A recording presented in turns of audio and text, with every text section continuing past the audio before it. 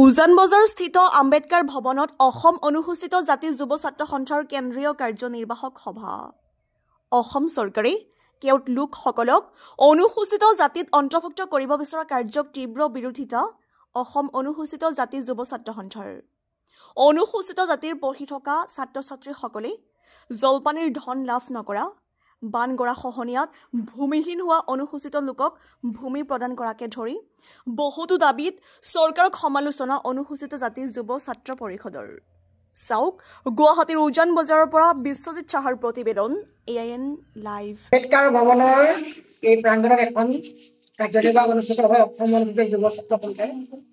এই কাৰ্যনিৰ্বাহত এটা গুৰুত্বপূৰ্ণ কেইটামান সিদ্ধান্ত গ্ৰহণ কৰা হয়। ১ নম্বৰ সিদ্ধান্ত হৈছে অসম চৰকাৰে অনুসূচিত জাতি কেওটসকলক কৈৱৰ্ত হিচাপে অন্তৰ্ভুক্তিকৰণৰ যি কুচকাৱাজ তেওঁলোকে প্ৰাৰম্ভিক পৰ্যায়ত চলাই আছে, ইয়াৰ বিৰুদ্ধাচৰণ আমাৰ ইতিমধ্যে কৰি আহিছে আৰু এই বিৰুদ্ধাচৰণৰ প্ৰতিবাদ আমাৰ অব্যাহত থাকিব।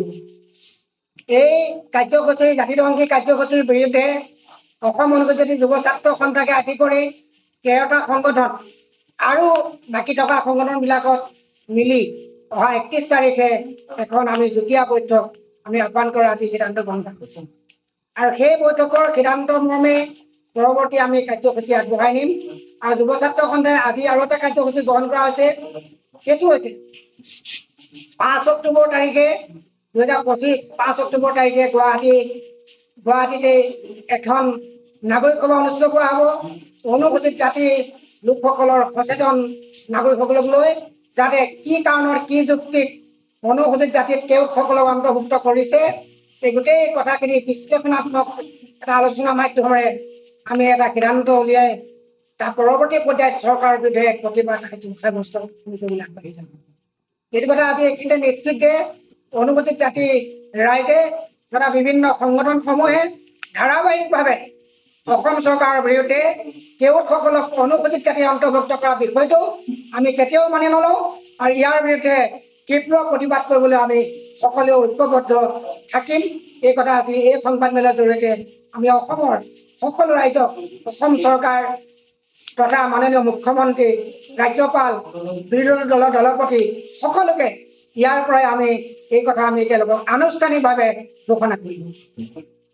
ইয়াৰ পিছতে আমাৰ 6 ডিচেম্বৰত প্ৰতি বছৰ অনুষ্ঠিত কৰি অহা আমাৰ যিটো আম্বেদকাৰৰ মহাপ্ৰয়াণ দিৱস আছে, সেই দিৱসটো আলোচনা সম্পৰ্কত আজি সভাত আলোচনা হৈছে।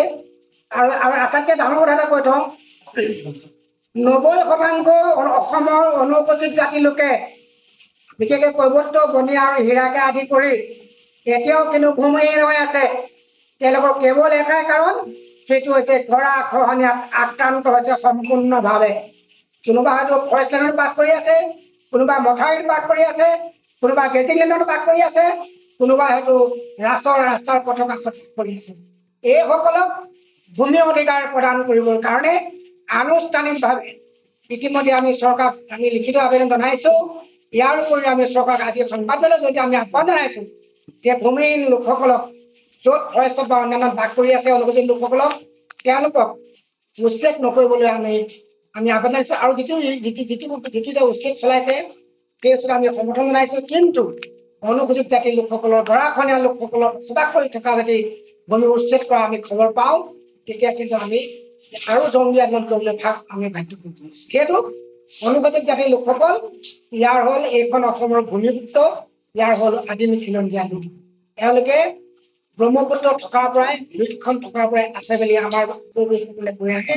এনে লোকৰ ভূমি অধিকাৰ আমাক প্ৰদান কৰিবই লাগিব, ইয়াক আমি কোনো ধন্যবাদ।